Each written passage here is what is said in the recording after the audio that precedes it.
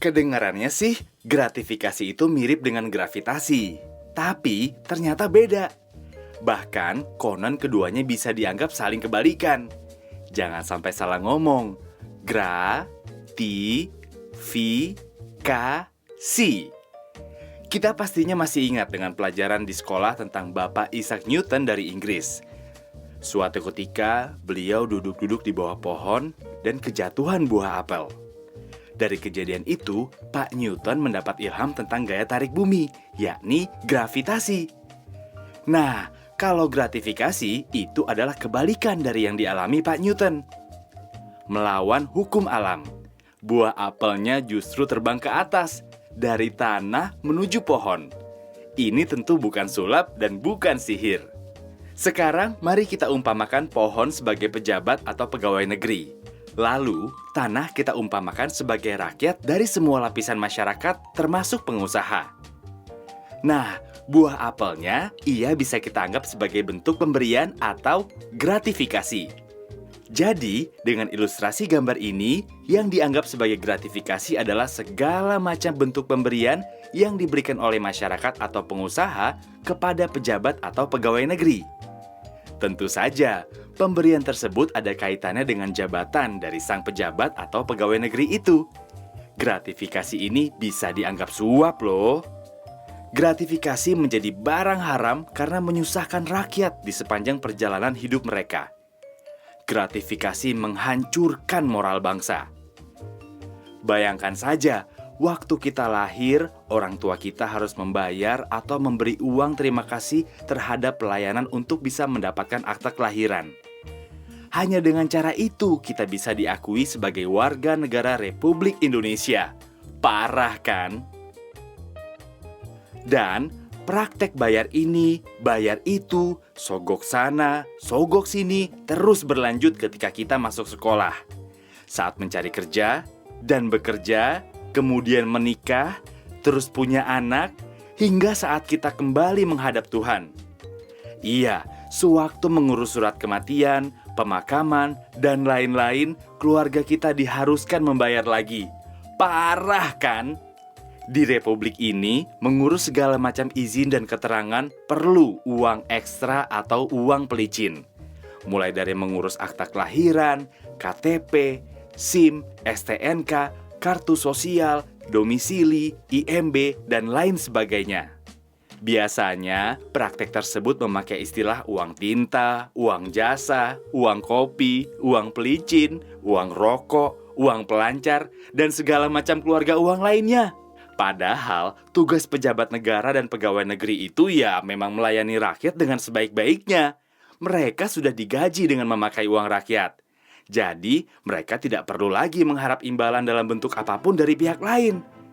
Sebetulnya, begitulah bunyi dari sumpah jabatan mereka ketika dilantik dan juga pada kode etik pegawai negeri. Parahnya lagi, orang-orang sekarang ini semakin kreatif saja menutupi praktik gratifikasi.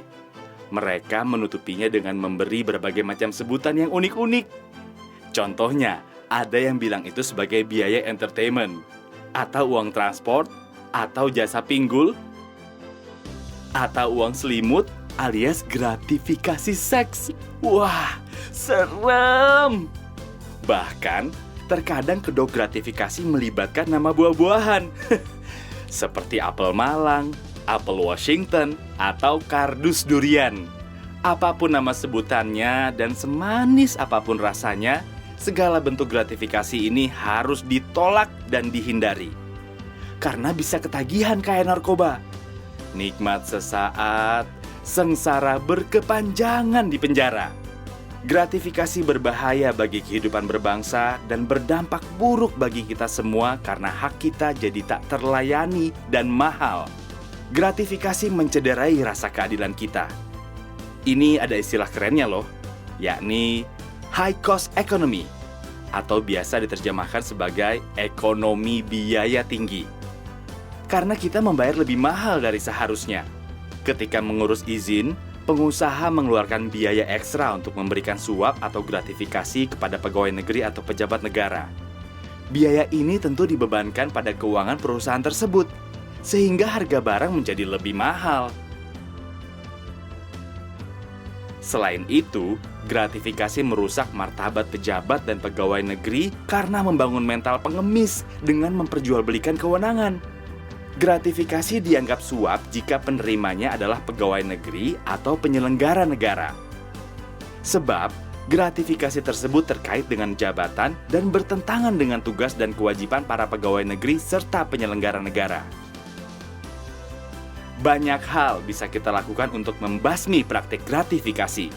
Sebagai anggota masyarakat, kita harus stop pemberian dalam bentuk apapun kepada pegawai negeri atau penyelenggara negara. Jika kita seorang pengusaha, jangan lagi jadi setan penggoda dengan memberi uang pelicin.